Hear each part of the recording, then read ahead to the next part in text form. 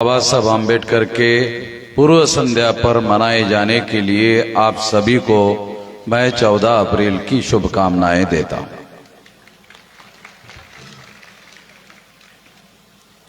साथियों, बहुत सारे विषयों पर जो हमारे वक्ता लोग हैं उन्होंने अपनी बातें आप लोगों के सामने कही। बहुत सारी समस्याओं के बारे में उन्होंने आप लोगों के सामने अपनी बातें कही। इसलिए मैं समस्याओं के बारे में आप लोगों के सामने बातें करके आपको और ज्यादा दुखी नहीं करना चाहता। मैं उन समस्याओं का समाधान कैसे हो, उसके लिए क्या किया जा सकता है, उसके बारे में कुछ बातें आप लोगों को पूर्व संध्या पर आप लोगों के सामने रखना चाहता। साथियों, आज आप सभी लोगों के लिए एक बहुत महत्वपूर्ण खुशी की बात मैं बताना चाहता हूं, क्योंकि हम सब लोग दुखी हैं। इसलिए मैं एक खुशी की बात आप लोगों को बताना चाहता हूं। वो वास्तव में खुशी की बात।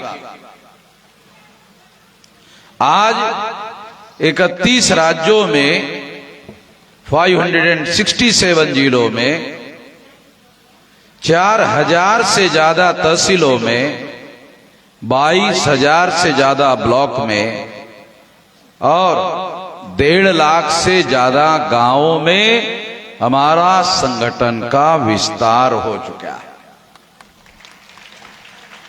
84 में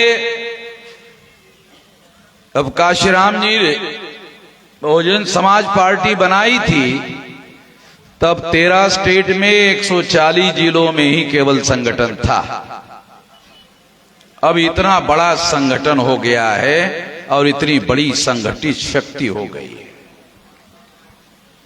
ये संगठित शक्ति कितनी बड़ी हुई है, तो मैं आप लोगों को उसको उदाहरण देकर आप लोगों के सामने कहना चाहता हूं, क्योंकि ये आप लोगों के लिए, हमारे समाज के लिए खुशी की बात है कि हम हमारे संगठन शक्ति के बल पर समस्याओं का समाधान करने के लायक बन रहे।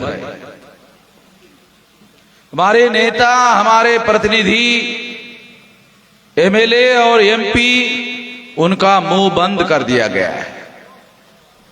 वो कुछ नहीं बोल पा रहे हैं। इसलिए आज इतनी बड़ी संगठित शक्ति हमने निर्माण की कि उस संगठित शक्ति के बल के आधार पर हम समस्याओं का समाधान करने की दिशा में आगे बढ़ रहे। तो मैं आपको याद दिलाना चाहता हूं कि 5 मार्च 2019 को कोविड शुरू होने के 1 साल पहले की बात है। 5 मार्च 2019 को हमने भारत बंद का ऐलान किया था। भारत बंद का ऐलान कोई गली मोहल्ला बंद करने का मामला नहीं है। भारत कितना बड़ा देश है, तो 36 राज्य और केंद्र शासित मिलकर के यह देश बना हुआ है। इतना बड़ा है।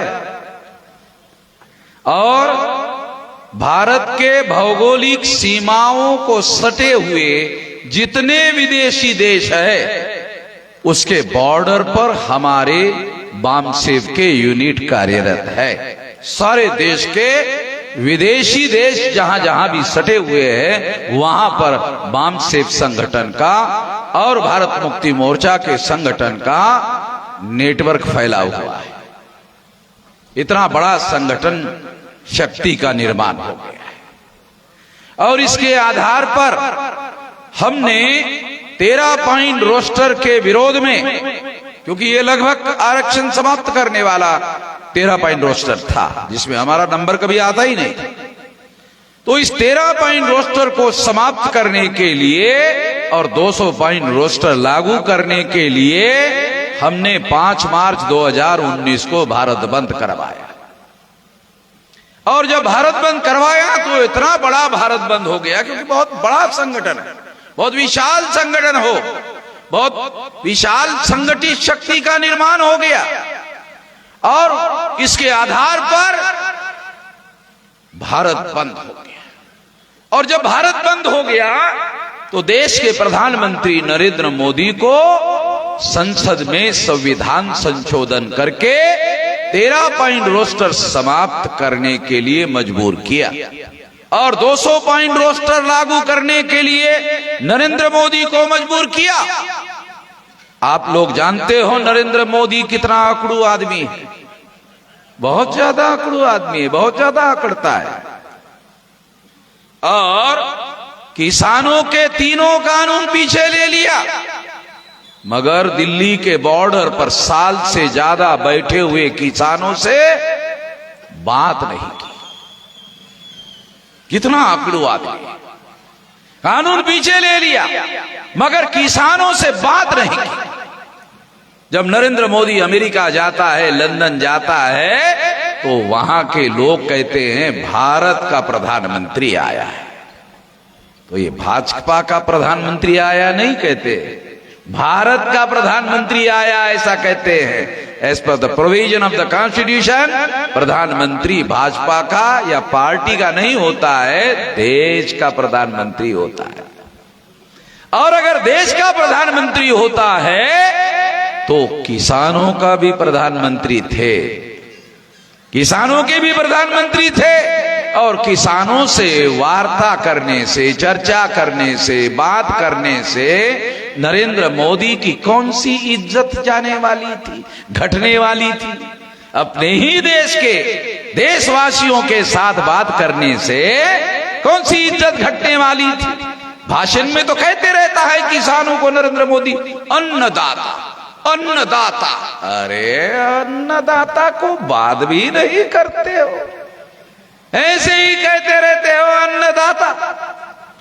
अन्नदाता तो है सारे देश को खिलाने के लिए, और विदेशों में भी, अफ्रीकन कंट्री में भी भारत से अन्न जो है वहां भी भेजा जा रहा है। और दुनिया के लोगों को भारत के अन्नदाता ने पेट भरने का काम किया, इतना अन्न पैदा करने का काम वो कर रहे हैं, रियलिटी है। मगर उसका सम्मान करने का काम नरेंद्र मोदी ने नहीं किया, बात तक नहीं किया।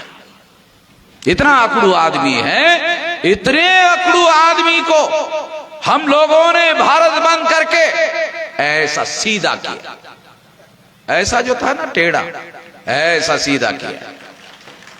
और संसद में संविधान संशोधन करने के लिए मजबूर किया, 13 पॉइंट रोस्टर समाप्त करवाया, 200 पॉइंट रोस्टर लागू करवाया। सबूतों के साथ बोल रहा हूं, बगैर सबूतों के कोई बात करने का आदी नहीं हूं। संसद के रिकॉर्डेड सबूत की बात कर रहा हूं।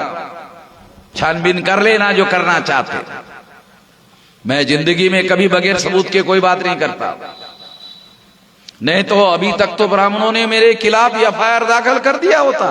किसी ब्राह्मण की औकात नहीं है जो मेरे खिलाफ में एफआईआर दाखिल करते। उनको मालूम है वामन मेश्राम के खिलाफ एफआईआर दाखिल करना संभव नहीं है, नहीं तो कोर्ट में हमारे धर्मशास्त्रों के सारे सबूत हमारे ही मुंह पर फेंक के मार देगा। तो मेरे झंझट में नहीं पड़ते हो, इसलिए आपको बता रहा हूं, सबूतों के साथ बता रहा हूं। 5 मार्च 2019 को भारत बंद, हमने इतना बड़ा भारत बंद करवाया और हमारा हक हासिल किया। तो मैं आप लोगों को, जो हमारे एमएलए और एमपी हमारी समस्याओं का समाधान नहीं कर रहे हैं, संगठित शक्ति के बल पर वो समस्याओं का समाधान करने लायक हमने ताकत पैदा की, खुशी की खबर आपको बता रहा। अब हम लोग मांग करने वाले लोग नहीं हैं, अब हमारी इतनी ताकत हो गई है। दूसरी बात, 29 जनवरी 2020 को हमने सीएए के विरोध में भारत बंद किया। नरेंद्र मोदी, अमित शाह डेली कहते थे सीएए सीएए सीएए सीएए। अब बोल रहे हैं, बोल रहे, बोलती बंद करवा दी। बोल रहे, एक भी नहीं बोल रहा है। ये तो डेली बोलते थे सीएए सीएए सीएए, डेली बोलते थे, एकदम बोलती बंद करवा दी, बोलते ही नहीं। सीए की बात इसलिए आपको समझा रहा हूं। सीए समझने के लिए आसाम जाना होगा। आसाम में छोटे लेवल पर इन्होंने सीए लागू किया और 19,48,000 लोगों को नागरिकता के अधिकार से वंचित किया। ये नागरिकता के अधिकार से वंचित करना क्या होता है, हमारे लोगों को पता ही नहीं। नागरिकता के अधिकार से अगर किसी व्यक्ति को वंचित कर दिया, उसकी सारी संपत्ति सरकार जब्त कर लेती है, उसको अरेस्ट करती है, उसको डिटेंशन कैंप में, जेल नुमा डिटेंशन कैंप में भेज देती है। 2006 में पहला डिटेंशन कैंप कांग्रेस ने खोला और बाद में जो डिटेंशन कैंप खुल रहे आसाम में, ये बीजेपी वाले खोल रहे हैं। और जब ऐसा हुआ 19,48,000 लोगों को, तो 19,48,000 में आप सुनकर हैरान हो जाओगे, उसमें केवल 5 लाख मुसलमान थे। उसमें केवल 5 लाख मुसलमान थे। फिर बाकी कौन लोग थे? Schedule caste, schedule tribe, OBC के लोग थे। 14,48,000 एससी एसटी ओबीसी के लोग थे। उनको नागरिकता के अधिकार से वंचित किया असम में। और फिर वहां के लोग हमारे बामसेफ वालों के पास आए और कहा कि मदद करो, ये लागू होने वाला है, अभी मदद करो। तो हमारे लोगों ने कहा कि असम में हम बहुत ज्यादा ताकतवर संगठन नहीं है, मगर भारत में हमारा ताकतवर संगठन है। एक आदमी है जो आपकी मदद कर सकता है। कहा कि कौन? कहा वामन मेश्राम आपकी मदद कर सकता है। कहा कि कहां मिलेगा? कहा दिल्ली में मिलेगा। अब दिल्ली में तो हमने जिंदगी भर गए ही नहीं, कभी तो देखा ही नहीं दिल्ली कहां है। तो उन्होंने, हमारे 2 कार्यकर्ताओं ने कहा चलो आप लोगों को हम लेके जाते। 5 लोगों को आसाम के दिल्ली लेके। उन लोगों से मैंने वार्ता की, चर्चा की।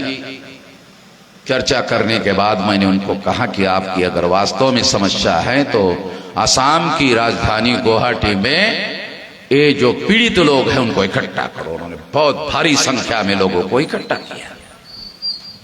जब भारी संख्या में लोग इकट्ठा हो गए एससी एसटी ओबीसी के, तो मैंने उनको 2 सवाल पूछे कि जब बांग्लादेशी घुसपैठियों को खदेड़ने का असम में आंदोलन चल रहा था, तब तुम एससी एसटी ओबीसी के लोग क्या कर रहे थे? तो हमारे लोगों ने कहा कि हम तो खदेड़ने वाले आंदोलन में शामिल थे। ये जो खदेड़ने वाला आंदोलन चल रहा था उसमें हम लोग शामिल थे। तो मैंने दूसरा सवाल पूछा, फिर अब क्या समस्या है? जब खुद ही आप लोग खदेड़ने वाले आंदोलन में शामिल थे, तो अब आप लोगों की क्या समस्या है? कहा हमारा ही नंबर लगा दिया। 14,48,000 एससी एसटी ओबीसी के लोगों का नंबर लगा दिया। तो इससे सबक आपको क्या मिलता है वो बताना चाहता हूं। इससे सबक क्या मिलता है? बहुत अहम बात आपको बता रहा। जब भी इस देश में कोई मुसलमानों के विरोध में बात कर रहा, खास तौर पर आरएसएस और बीजेपी और विश्व हिंदू परिषद के लोग और बजरंग दल के लोग, क्योंकि बजरंग दल में कौन लोग है? SC ST OBC. Bajrang Dal में कौन लोग है? ये सारे एससी एसटी ओबीसी। कोई ब्राह्मण बजरंग दल में काम नहीं करता, क्योंकि बजरंग का एक अर्थ होता है बंदर। तो हम लोगों को इंसान नहीं मानते, ये तो बंदर है। तो हम लोगों को वो बंदर मानते हैं। तो बंदरों के नाम पर संगठन बनाकर हम लोगों को कहा ये तुम्हारे लिए सही संगठन है, बंदर बनाने वाला संगठन सही है। तो ये लोग जो हैं, ये जो संगठन है, ये संगठन के जो लोग हैं, ये लोग, क्योंकि ये सोचने वाली बात है, ये विचार करने वाली बात है, ध्यान देने वाली बात है कि ये लोग हमारे लोगों को जब भी मुसलमानों के विरोध में कोई आंदोलन होता है इन लोगों के द्वारा, समझ जाने का ये मुसलमानों के विरुद्ध का आंदोलन नहीं है, नाम मुसलमानों का लेते हैं और काम हम लोगों के विरोध में करते हैं। क्योंकि 14,48,000 SC ST OBC के लोगों को निकाल दिया, नाम मुसलमानों का लिया, बांग्लादेशी घुसपैठिए, बांग्लादेशी घुसपैठिए। तो हमारे लोगों ने बांग्लादेश के मुसलमान है शायद, यानी हमारे लोगों ने मारा तो मुसलमानों का मामला है। मुसलमानों के नाम पर हमारे लोगों को भड़काकर इस्तेमाल किया और जब सफल हो गया तो हमारे लोगों के 14,48,000 लोगों को नागरिकता के अधिकार के लिस्ट में निकाल दिया। तो मैंने कहा भाई देखो, ये तो सुप्रीम कोर्ट का भी फैसला है, सरकार का भी फैसला है, ये कानून भी उन्होंने बना दिया। अब आप लोगों को बचाना बहुत मुश्किल मामला है, ये सामान्य मामला नहीं है। मगर आज से, क्योंकि आप तो इस मामले को हल करने के लायक ही नहीं, क्योंकि आपका तो नागरिकता के लिस्ट से ही नंबर कट गया, आप तो बिल्कुल ही मामले को हल करने की स्थिति में नहीं है। आज से आपकी समस्या नहीं है, आज आपकी समस्या वामन मेश्राम की समस्या। मैं दिल्ली वापस आया गुवाहाटी से, आकर घोषित किया 29 जनवरी 2020 को सीए के विरोध में भारत बंद। अब सीए का कानून नरेंद्र मोदी ने आरएसएस विश्व हिंदू परिषद का पसंदीदा कानून पार्लियामेंट में पास कर दिया। अब यह कानून केवल आसाम में लागू होने वाला नहीं था, अब सारे देश भर में लागू होने वाला था। और सारे देश भर से SC ST OBC और मुसलमानों को नागरिकता के अधिकार से वंचित करने वाला था। जो घोषित DNA के अनुसार विदेशी है वो ये फैसला कर रहे थे, वो ये कानून बना रहे थे, नरेंद्र मोदी की मदद से बना दिया कानून। उसके विरोध में हमने भारत बंद का ऐलान किया। जब उसके विरोध में भारत बंद का ऐलान किया तो पहले से ज्यादा बड़ा भारत बंद हो गया। क्यों? क्योंकि मुसलमान 15% उसमें शामिल हो गए, ऑल इंडिया में मुसलमान शामिल हो गए और पहले से भी ज्यादा बड़ा भारत बंद हो गया। जब पहले से भी ज्यादा बड़ा भारत बंद हो गया तो बीजेपी, आरएसएस, विश्व हिंदू परिषद के लोग दिल्ली में बैठे और बैठने के बाद सोचा कि सीए तो वामन मेश्राम का मुद्दा नहीं है, वामन मेश्राम का मुद्दा तो आरक्षण का है, सीए का मुद्दा तो भाजपा का है, आरएसएस का है। हमने वामन मेश्राम के हाथ में सीए का मुद्दा दे दिया, ये मुद्दा तो हमारा है और हमारा ही मुद्दा लेकर वामन मेश्राम ने भारत बंद करवा दिया। ये तो मुद्दा हमारा है। और इसके आधार पर सबसे भयानक बात क्या हो गई, पिछले 50 साल से आरएसएस, बीजेपी, विश्व हिंदू परिषद ने कहा पिछले 50 साल से हमने SC ST OBC को मुसलमानों से लड़ाया, मुसलमानों से भिड़ाया और इनके अंदर दुश्मनी पैदा की, ना मिटने वाली दुश्मनी पैदा की। मगर सीए की वजह से वामन मेश्राम ने एक तरफ SC ST OBC और दूसरी तरफ मुसलमानों को जोड़ दिया और भारत बंद कर दिया। हमारे 50 साल के मेहनत पर पानी फेर दिया। RSS के लोगों ने कहा 50 साल की हमारी मेहनत, कौन सी मेहनत? मानवता का काम करने की मेहनत नहीं, SC ST OBC को मुसलमानों से लड़ाने की और मुसलमानों को SC ST OBC से लड़ाने की, भिड़ाने की जो मेहनत की, उस पर पानी फिर गया। वामन मेश्राम ने पानी फिरवा दिया। जब उनको बात समझ में आई कि ये CAA की वजह से हुआ, CAA हमने वामन मेश्राम के हाथ में दे दिया, इसलिए उन्होंने निर्णय लिया कि CAA चुप, CAA के बारे में चुप, बोलो चुप, एकदम बंद। CAA बोलना ही बंद हो गया। CAA का कानून नरेंद्र मोदी ने पार्लियामेंट में पास किया, ऑल इंडिया में लागू करने के लिए पास किया, और वो कचरा कुंडी में वामन मेश्राम ने डाल दिया।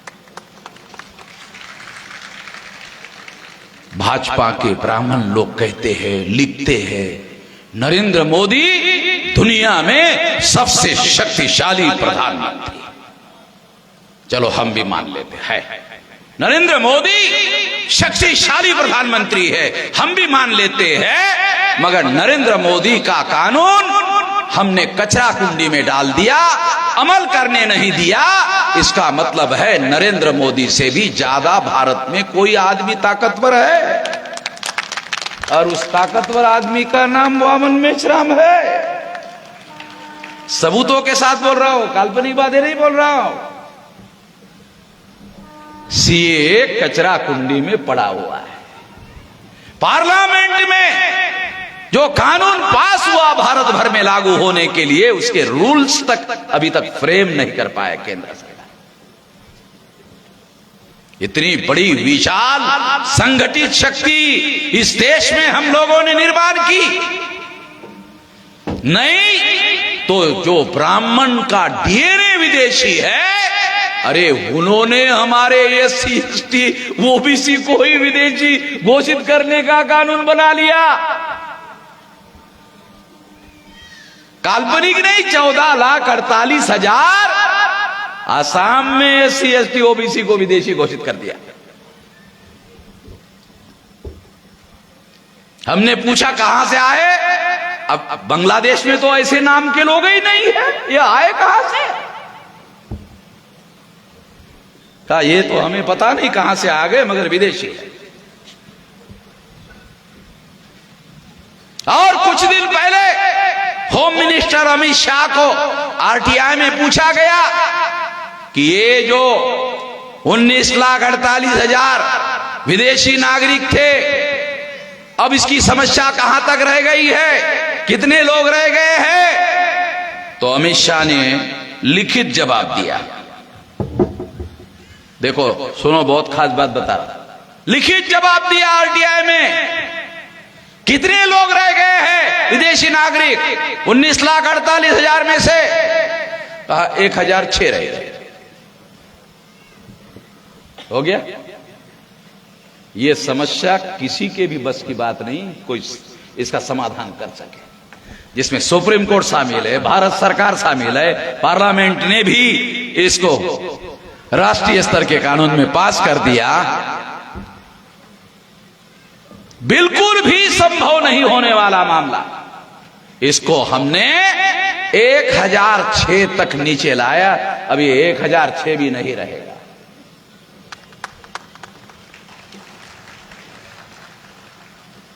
क्योंकि हमने ये घोषित किया, अगर तुम विदेशी नागरिक घोषित ही करना चाहते हो, DNA कोई आधार बनाओ, DNA को आधार बनाओ। उनको मालूम है सर ये तो बहुत खतरनाक मामला है, तो विज्ञान के आधार पर प्रूव हो जाएगा, यानी पंडित ही अलग हो जाएगा।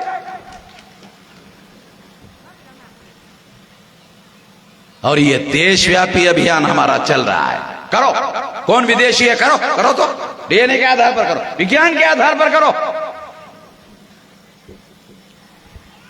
सबूत के आधार पर बोल रहा हूं, दो बड़ी समस्याओं का, राष्ट्रीय स्तर की समस्याओं का समाधान कर चुके हैं।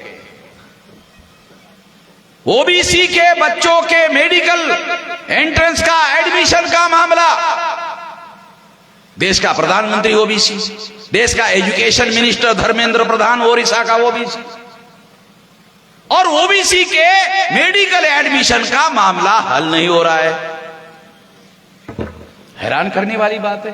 अरे एजुकेशन मिनिस्टर ओबीसी, देश का प्रधानमंत्री ओबीसी, तुम्हारे ही हाथ में नियंत्रण है, तुम ही फैसला लेने लायक हो, फिर यह मामला हल क्यों नहीं हो रहा? हमने डिस्ट्रिक्ट के कलेक्टर को कागज में निवेदन दिया, केवल कागज में, उसमें लिखा भी नहीं था भारत बंद करेंगे, केवल दिया। तो गया पीएमओ ऑफिस, देखा, अरे तो वामन मेश्राम का है। क्यों? क्योंकि मुझे एक बड़े अधिकारी ने बताया कि आपके नाम की फाइल पीएमओ ऑफिस में बनी, उसमें लिखा है ऊपर वामन मेश्राम, और डेली पीएमओ ऑफिस में रिपोर्ट देना पड़ता है कि आज वामन मेश्राम का क्या चल रहा है, क्योंकि उसका डेली चलता है। हफ्ते में, 15 दिन में, महीने में नहीं चलता, डेली चलता है, डेली चलता है।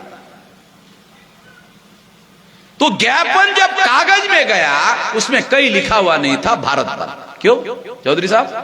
उसमें कहीं लिखा हुआ नहीं था, केवल ज्ञापन दिया इसको समस्या का समाधान करो। तो देखा उधर, तो ये तो वामन मेश्राम का है। अगर नहीं माना गया तो उसके पास आखिरी हथियार भारत बंद है, बगैर बोले, भाई सरकार को मालूम भी है।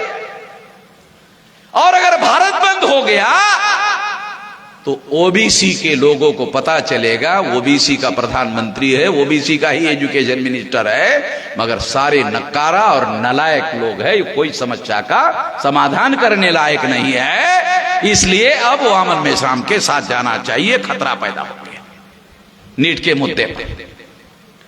और फिर उन्होंने सोचा, भाजपा ने प्रधानमंत्री को सलाह दिया कि अगर मान लेते हैं तो वामन मेश्राम श्रेय ले लेगा कि हमने समस्या का समाधान कर लिया, तो श्रेय नहीं मिलना चाहिए वामन मेश्राम को। तो क्या करना चाहिए?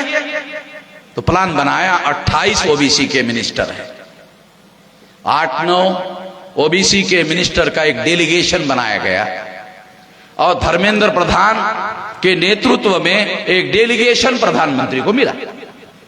और जैसे हमने कलेक्टर को निवेदन दिया कागज में, वैसे मिनिस्टरों ने प्रधानमंत्री को दिया।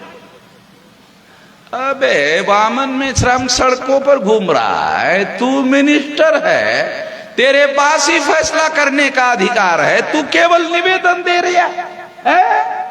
तू काय का मिनिस्टर है बे? तेरे पास फैसला करने का अधिकार है, तू फैसला करने के बजाय निवेदन देने का काम कर रहा है। उसका फोटो निकाला, अखबार में छपवाया, और प्रधानमंत्री ने कहा कि ठीक है, मान लेते हैं। प्लान बनाया किसका? ओबीसी को बीजेपी के लोगों ने सॉल्व किया, श्रेय मिलना चाहिए। मगर हमारे लोगों को मालूम है, जिन्होंने जिला जिला में ज्ञापन दिया था, कि हमारी वजह से ये मामला हल हुआ, ओबीसी के मेडिकल एडमिशन का ये मामला हल हो गया। ये सारी बातें सबूतों के साथ आप लोगों को बता रहा हूं, ये संगठित शक्ति के बल पर हुआ है। और इसलिए जब ये संगठित शक्ति के बल पर हुआ तो आरएसएस के लोग परेशान हैं, विश्व हिंदू परिषद के लोग परेशान हैं, भाजपा के लोग परेशान हैं। किस बात से परेशान? साली सरकार हमारी, कई राज्यों में सरकारें हमारी, कई राज्यों के मुख्यमंत्री हमारे, इसके बावजूद भी वामन मेश्राम भारत बंद कर रहा है, भारत बंद हो रहा है, और उसकी बातें हमें माननी पड़ रही है। नहीं मानते तो ओबीसी उसके साथ चला जाएगा। अगर ओबीसी उसके साथ चला जाएगा तो उसका ही कोई आदमी दिल्ली में प्रधानमंत्री बन जाएगा। फिर हमारे पिछवाड़े पर लात मारने का वही लोग काम करेंगे। राजनीति हमसे ज्यादा उनको समझ में आती है, हमारे लोगों को समझ में नहीं आती है। इसलिए वो लोग परेशान होते हैं कि ये भारत बंद को कैसे रोका जाए। तो ब्राह्मणों का हजारों साल का खेल है। जब सम्राट बृहदत्त मौर्य की हत्या पुष्यमित्र शुंग नाम के ब्राह्मण ने की, तब से लेकर अब तक हमारे लोगों को 6247 जाति के टुकड़ों में बांटा। बांटने का लक्षण ब्राह्मणों का है, ध्यान रखना। पहले डॉक्टरों के पास आप लोग जाते थे तो वो आपको कहता था, क्या कहता था? पेशाब कैसे आती है, पेट साफ होता कि नहीं होता? डॉक्टर साहब बोले जरा मुंह फाड़ो, ऐसा करो, जीभ निकालो, बाहर जीभ निकालो। फिर टार्च से देखता था, ए हमारे को तो देखता था। फिर बोलता था आंख ऐसा करो। फिर वो उसमें भी टार्च लाके देखता था। फिर कई किस्म के सवाल पूछता था और लक्षण निर्धारित करता था और लक्षणों के आधार पर ट्रीटमेंट करता था। अभी क्या हुआ? अभी ब्लड टेस्ट होता है, जमाना बदल गया, विज्ञान में तरक्की हो गई, अब ब्लड टेस्ट होता है। अब जो है ब्लड टेस्ट के आधार पर ट्रीटमेंट होता है, पहले लक्षणों के आधार पर ट्रीटमेंट होता था। लक्षणों के आधार पर ट्रीटमेंट भी साइंटिफिक था। तो लक्षणों की बात आपको समझा रहा हूं। जब आपके SC ST OBC माइनॉरिटी में कोई विभाजन की बात हो रही है, कहीं पर भी देश भर में कहीं पर भी अगर कोई हो रही है और विभाजन करने वाला आदमी दिखाई नहीं दे रहा है, तो समझने का विभाजन का लक्षण ब्राह्मणों का है। विभाजन का लक्षण ब्राह्मणों का है। अगर वो नहीं दिख रहा है तो मतलब वही पर्दे के पीछे छुपा हुआ है, वही बदमाश है। 6247 जाति के टुकड़े, 1703 शेड्यूल कास्ट, 801 आदिवासी, 3743 OBC के लोग, गिनती करो 6247 जाति के टुकड़े। ब्राह्मण लोग आजादी के आंदोलन में प्रचार करते थे कि अंग्रेजों की पॉलिसी है बांटो और राज करो, डिवाइड एंड रूल। मगर अंग्रेज क्या कहते थे? हिंदू और मुसलमान, हिंदू और मुसलमान, हिंदू और मुसलमान, दो ही टुकड़े अंग्रेजों ने किए थे। ब्राह्मणों ने 6247 टुकड़े किए हमारे लोगों के। तो विभाजन करना ब्राह्मणों का लक्षण है। इसलिए अगर कोई हमारे समाज में कहीं पर भी, किसी जिले में, किसी प्रदेश में, किसी देश के कोने में, कोंटे में अगर कोई विभाजन किसी भी नाम पर चल रहा है तो उसके पीछे पंडित जी है। पंडित जी समझ रहे हो ना? हाँ, और वो भी बदमाश पंडित, क्योंकि ऐसा काम करने वाला तो मानवतावादी पंडित तो नहीं कहा जा सकता, ये तो बदमाश पंडित ही कहा जाना चाहिए। तो हम लोगों को ये बात समझना चाहिए, ये बात जानना चाहिए। और कभी भी अगर कोई कहीं पर भी कोई तोड़ फोड़ की बात कहीं आप देख रहे हो, सुन रहे हो, तो समझने का अरे इसके पीछे पंडित है, बस। और आपको सतर्क हो जाना चाहिए। 6247 जाति के टुकड़े में इन लोगों ने हमारे लोगों को विभाजित किया। हजारों साल का सबूत अवेलेबल है, आज का नहीं। इसलिए इसका बंदोबस्त करने का काम अगर हम लोग करते नहीं है तो हमारा आंदोलन भी विफल हो जाएगा। इतनी बड़ी ताकत हमने निर्माण की, हमने समस्याओं का समाधान करने वाली ताकत पैदा की। केंद्र में बीजेपी की सरकार, राज्यों में बीजेपी के मुख्यमंत्री, फिर भी हमारे भारत बंद से परेशान है। इतनी ज्यादा ताकत हमने संगठित शक्ति पैदा की। दुनिया में कोई बड़ा परिवर्तन संगठित शक्ति के बल के सिवाय होना संभव नहीं। कहीं कोई उदाहरण नहीं दुनिया में। जहां जहां भी रेवोल्यूशन हुआ, चाहे रशिया का हो, चाहे फ्रेंच का हो, कहां भी कोई रेवोल्यूशन हुआ वो संगठित शक्ति के बल पर हुआ। और आज हमारी संगठित शक्ति इतनी बड़ी हो गई है। आने वाले 10 साल में याद रखो, आने वाले 10 साल में 20 बार भारत बंद कर दूंगा। आने वाले 10 साल में 20 बार भारत बंद कर दूंगा। मेरे पास कोई काम धंधा नहीं है। मैं राष्ट्रीय स्तर का बेरोजगार आदमी हूं, तो राष्ट्रीय स्तर का ही भारत बंद करूंगा। मेरे हिसाब से मुझे करना पड़ेगा। राष्ट्रीय स्तर का बेरोजगार हूं, कोई काम धंधा मेरे पास नहीं है, तो राष्ट्रीय स्तर का ही भारत बंद करूंगा। 10 साल में 20 बार, यानी 5 महीने 29 दिन में तैयारी, 1 दिन भारत बंद। क्यों? अखबार वाले मेरी खबर नहीं छापते, टीवी वाले मेरी खबर नहीं देती। इतना सारा बड़ा भारत बंद मगर खबर नहीं छापते। जब खबर नहीं छापते तो SC ST OBC माइनॉरिटी के मेरे जो भाई हैं उनको पता कैसे चलेगा कि वामन मेश्राम उनकी लड़ाई लड़ रहा है? कैसे पता चलेगा? जब पता नहीं चलेगा तो जागृति कैसे होगी? जागृति नहीं होगी तो मेरे से जुड़ेगा कैसे?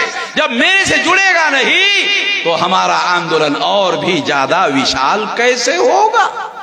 इसलिए मेरे सामने रास्ता एक ही है, भारत बंद करो।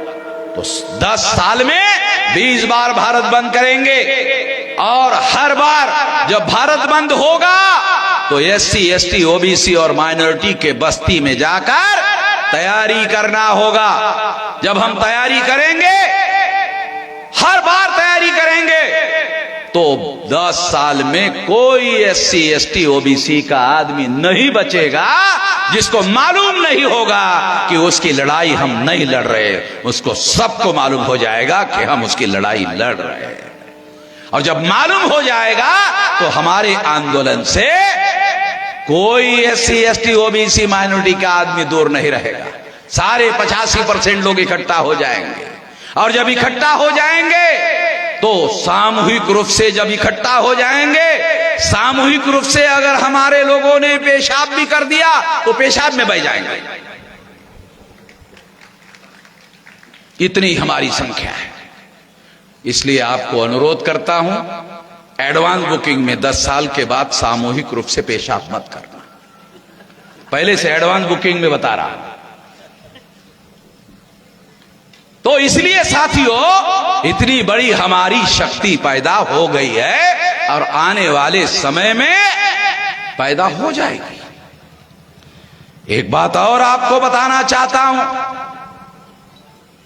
कि Narendra Modi is not a real prime minister of India, and he is a nominated prime minister of India and nominated by RSS ब्राह्मण। 1932 को नॉमिनेटेड का अंग्रेजी शब्द बाबा साहब आंबेडकर ने इस्तेमाल किया था जब उनकी लड़ाई गांधी जी के साथ चल रही। गांधी जी को उन्होंने कहा था, ये गांधी जी, हमारे लोगों को प्रतिनिधित्व का, लोकतंत्र में अधिकार मिलना चाहिए कि नहीं मिलना चाहिए? तो गांधी ने कहा, मिलना चाहिए। बात सही है, मिलना चाहिए। फिर वो सही और ईमानदार होना चाहिए कि नहीं होना चाहिए? कहीं इस पर मैं बाद में बात करूंगा। वो ईमानदार नहीं होना चाहिए, वो दलाल होना चाहिए, बढ़ुआ होना चाहिए। गांधी जी का ऐसा सोचता तो इस मुद्दे पर गांधी जी साफ नहीं थे, साफ करते नहीं थे बात। तो इसलिए बाबा साहब आंबेडकर ने शब्द यूज किया था, नॉमिनेटेड रिप्रेजेंटेटिव नहीं चाहिए, रियल रिप्रेजेंटेटिव चाहिए। तो ये नरेंद्र मोदी जो है ये नॉमिनेटेड रिप्रेजेंटेटिव है, नॉमिनेटेड प्राइम मिनिस्टर है, और नॉमिनेटेड बाय RSS ब्राह्मण। ये RSS के द्वारा नॉमिनेटेड है। आप बोलेंगे क्या सबूत है? सबूत देता हूं। ये कहता है मैं OBC का, ये कहता है मैं पिछड़े वर्ग का, ये कहता है मैं चाय बेचने वाला।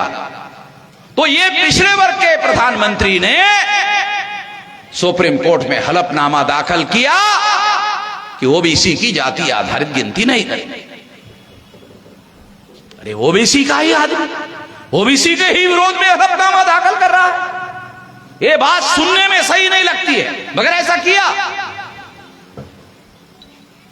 दुनिया में गधे से गधे आदमी को ढूंढो, ऐसा होता नहीं, मैं ढूंढ लो गधे से गधा आदमी और उसके हाथ में कुल्हाड़ी दे और कहो, गधा महाराज ये कुल्हाड़ी हाथ में लेकर अपना बाया पैर काट। तो गधा आदमी क्या कहेगा? गधा जरूर हो, मगर इतना गधा नहीं हो कि अपने हाथों से अपना ही पैर काट दो, इतना गधा नहीं हो। तो जब गधे को भी इतनी अकल है कि अपने बिरादरी के खिलाफ में या अपने ही पैर का नुकसान करने का काम नहीं करना चाहिए, जो बात गधे को समझ में आती है नरेंद्र मोदी को समझ में नहीं आती, इसलिए उसने गलती किया, ऐसा नहीं कहा जा सकता। तो फिर गलती क्यों किया? क्योंकि वो नॉमिनेटेड प्राइम मिनिस्टर है। ये निर्णय आरएसएस ने लिया, नरेंद्र मोदी को कहा ये सुप्रीम कोर्ट में दाखिल कर दो यदि प्रधानमंत्री बने रहना है। आरएसएस ने अगर समर्थन विड्रॉ कर दिया, ज्यादा देर नरेंद्र मोदी प्रधानमंत्री नहीं रह पाएगा। और इसलिए बता रहा हूं, पर्दे के पीछे से आरएसएस नरेंद्र मोदी की सरकार चला रहा है सारे देश भर में। ये बात मैं कह रहा हूं और भारत में कोई भी नहीं कह रहा है। लोगों को प्रधानमंत्री मोदी के बारे में विरोध में बोलने की औकात नहीं है, सारे लोग डर जाते। मेरे अलावा भारत में कोई भी नहीं कहता है, किसी की औकात नहीं है जो कह सके, मैं ही कहता हूं। और इसकी वजह से मोहन भागवत को जवाब देना पड़ा। आप सुनकर हैरान हो जाओगे, मोहन भागवत ने बयान दिया मेरी वजह से कि हम केंद्र सरकार के डे टू डे काम में हस्तक्षेप नहीं करते। समझ रहे हो? जिनको थोड़ी राजनीति की समझ है उनको ये बात समझ में आएगी कि मोहन भागवत को मेरी वजह से जवाब देना पड़ा, क्योंकि मैं कह रहा हूं ये नॉमिनेटेड रिप्रेजेंटेटिव है और असली दखलंदाजी आरएसएस की है, ये मैं कह रहा हूं। इसलिए मोहन भागवत को जवाब देना पड़ा कि केंद्र सरकार के कामकाज में डे टू डे में हम हस्तक्षेप नहीं करते हैं। तो इसके दो अर्थ हैं, एक शाब्दिक अर्थ कि हम डे टू डे काम में हस्तक्षेप नहीं करते हैं, ये हो गया शाब्दिक अर्थ। दूसरा अर्थ है ध्वनित अर्थ। इसमें से एक ध्वनि निकलती है, एक आवाज निकलती है। आवाज क्या निकलती है? आवाज निकलती है डे टू डे काम में हस्तक्षेप नहीं करते हैं, मगर कभी कभी करते हैं, मगर कभी कभी करते हैं। और कभी कभी कब करते हैं? जब एससी एसटी ओबीसी माइनॉरिटी के भविष्य के बारे में कोई अच्छा फैसला लेने का समय आता है, तब आरएसएस के लोग उसमें दखलंदाजी करने का काम करते हैं। ये बात नरेंद्र मोहन भागवत को मेरी वजह से बयान देना पड़ा। इससे आप अंदाजा लगा सकते हो हमारे संगठन की शक्ति कितनी ज्यादा बढ़ गई है कि आरएसएस के मोहन भागवत को भी मेरे बयान का जवाब देना पड़ता है, नहीं तो वो किसी का जवाब देते। मुसलमान मुझे बार बार मिलते हैं, बार बार मिलते हैं और मुझे कहते हैं मेश्राम जी, ये बजरंग दल वाले, आरएसएस वाले, विश्व हिंदू परिषद वाले जब भी कहते हैं हमको चले जाओ पाकिस्तान, चले जाओ पाकिस्तान, चले जाओ पाकिस्तान, जब पाकिस्तान बना तब हम नहीं गए, मगर अभी कहते चले जाओ। जब पाकिस्तान बना, इन लोगों ने बनाया, तब हम पाकिस्तान में नहीं गए, अब कहते हैं चले जाओ पाकिस्तान। बहुत दुख होता है मेश्राम जी, क्या कहे, बहुत दर्द होता है। कोई समाधान निकालो। हमारा कोई मुसलमान नेता इसका कोई समाधान नहीं निकाल रहा है। आप ही कुछ कर सकते हो, करो। मैंने कहा यार ये तो बड़ा क्रिटिकल मामला है, इसका साला जवाब ढूंढना बहुत मुश्किल है। 2-3 साल का समय लगा मुझे जवाब ढूंढने के लिए, और फिर मुसलमानों के कार्यक्रम में मैंने घोषित किया सारे भारत के मुसलमान मूल निवासी। मैंने सारे भारत के मुसलमानों को मूल निवासी का सर्टिफिकेट दे दिया। मेरे पास स्कूल नहीं है, मेरे पास यूनिवर्सिटी नहीं है, मैंने सर्टिफिकेट दे दिया सारे भारत के मुसलमान मूल निवासी। और मुसलमानों को कहा तुम भी कहो। तो तब से मुसलमान भी अपने को मूल निवासी कहने लग गए। जब मैंने उनको मूल निवासी होने का सर्टिफिकेट दिया तो मोहन भागवत ने बयान दिया। देखा, खास बात बता, मोहन भागवत ने बयान दिया। क्या बयान दिया? मुसलमानों के पुरखे और हमारे पुरखे एक ही थे। पढ़ा कि नहीं पढ़ा? मुसलमानों के पुरखे हमारे पुरखे एक ही थे। अच्छा साले उल्टी कर रहे हो, हैं? उल्टी कर रहे हो, अभी तुमको उल्टी करना पड़ रहा है। तो बार बार कहते हैं मुसलमानों चले जाओ पाकिस्तान। जब आरएसएस के मोहन भागवत को यह बयान देना पड़ा तो बजरंग दल में SC ST OBC के लोग हैं, तो वो हमारे ही समाज में रहते हैं। तो हमारे समाज में वाम से भी चलता है, भारत मुक्ति मोर्चा भी चलता है, तो कॉमन फ्रेंड है, इधर भी रहते हैं उधर भी रहते हैं, कॉमन फ्रेंड है। तो हमारे लोगों को मैंने कहा जरा बजरंग दल वालों को पूछो कि ये आजकल आप लोग चले जाओ पाकिस्तान, चले जाओ पाकिस्तान, आप कह नहीं रहे हो, क्या बात है? क्या बात है? कह नहीं रहे? पहले तो बहुत कहते थे, क्यों नहीं कह रहे? क्या बात है, क्यों नहीं कह रहे हो? कहा ऊपर का आदेश है, ऊपर से आदेश आया है, कहो। लोगों ने आकर मुझे बताया कि ये तो ऊपर का आदेश है।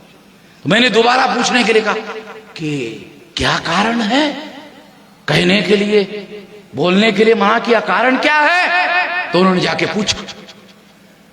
पूछा, तो कहा कि नहीं, कारण नहीं बताया, केवल इतना कहा, बोलना नहीं। तो मैंने कहा मैं बताता हूं कारण, जो वो नहीं बता रहे हैं तो मैं कारण बताता हूं। जब मैंने उनको मुसलमानों को मूल निवासी घोषित कर दिया, तब अगर भारत के मुसलमानों को आरएसएस वाले, बजरंग दल वाले चले जाओ पाकिस्तान कहेंगे, तो वो लोग पाकिस्तान नहीं जाएंगे, वामन मेश्राम के पास जाएंगे। वो पाकिस्तान नहीं जाएंगे, वो वामन मेश्राम के पास जाएंगे। और अगर वामन मेश्राम के पास जाएंगे तो एक तरफ SC ST OBC, दूसरी तरफ मुसलमान, इसका गठबंधन बन जाएगा। और अगर गठबंधन बन गया तो ये हम लोगों की चटनी डेली खाएंगे।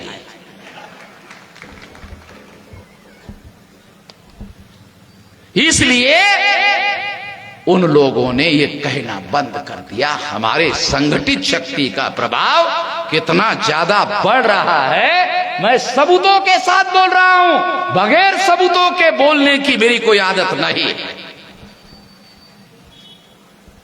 इसलिए साथियों, जो ताकत मैंने अभी आपको बताई, उतनी ताकत से आजादी मिलने वाली नहीं। इसलिए 10 साल तक भारत बंद करने की बात कह रहा हूं, ताकि 85% लोग जागृत हो जाए और 85% लोग इकट्ठा हो जाए, तो फिर ये आजादी हमारे लोगों को मिलेगी। और हमारे लोग बाबा साहब आंबेडकर जैसा कहते थे, हुक्मरान बनो, शासक वर्ग बनो, तो हमारे लोग आजाद भी हो जाएंगे, हमारे लोग हुक्मरान भी हो जाएंगे और अपने भविष्य का खुद मुख्तियार होकर फैसला करने लायक हो जाएंगे। ऐसा करना होगा। ऐसा करने के लिए कलोल के लोग, गांधीनगर के लोग इतनी बड़ी संख्या में यहां आए हैं। मैं उनको अनुरोध करना चाहता हूं कि इस बात को आप गली मोहल्ले में फैलाओ और ज्यादा ताकत पैदा करो, और ज्यादा संगठन पैदा करो, मजबूत करो और ज्यादा शक्ति पैदा करो। मैं आपको वादा करता हूं, अगर 10 साल में हमने 85% लोगों की ताकत को पैदा कर दिया, तो जो मैं कह रहा हूं ये मंत्री का वादा नहीं है, क्योंकि मैं कोई मंत्री नहीं। ये दिली लड़ाई लड़ने वाला आदमी 19 साल की उम्र से अभी 65 साल चल रहा है। 60 साल में लोग रिटायर्ड हो जाते हैं, मगर मैं रिटायर्ड भी नहीं हुआ हूं, टायर्ड भी नहीं हुआ। खड़े खड़े 1.5 घंटे से बोल रहा हूं। मेरे पैरों में अभी भी ताकत है, हड्डियां अभी कमजोर नहीं हुई है। इसलिए ये लड़ाई हम लोग आने वाले और 2 दशक तक मैं लड़ सकता हूं, और 2 दशकों में ब्राह्मणवाद का राम नाम सत्य करेंगे। राम नाम सत्य समझते हो ना? हाँ, राम नाम सत्य समझते हो, बराबर है। राम नाम सत्य करेंगे। और आप लोगों ने मेरी बात ध्यान से सुनी, इसके लिए आभार, धन्यवाद।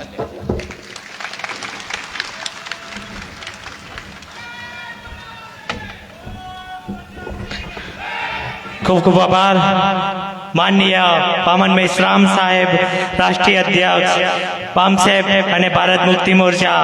હવે આજે પરિવર્તન સભાનું આયોજન કરવામાં આવ્યું છે, અને આભાર પ્રદર્શન માટે પામસેબના ભારત મુક્તિ મોરચા કાર્યકારી અધ્યક્ષ કલોલ તાલુકાના માનનીય હસમુખભાઈ વણિક સાહેબને વિનંતી કરીશ કે તેઓ અહીંયા આવશે અને આભાર પ્રદર્શન કરશે।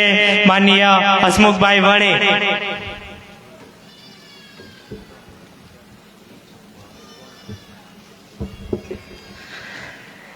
આવતીકાલે 14મી તારીખે આવી એક પરિવર્તન સભા અંજાર ખાતે આયોજિત છે બામસેપ અને ભારત મુક્તિ મોરચા દ્વારા।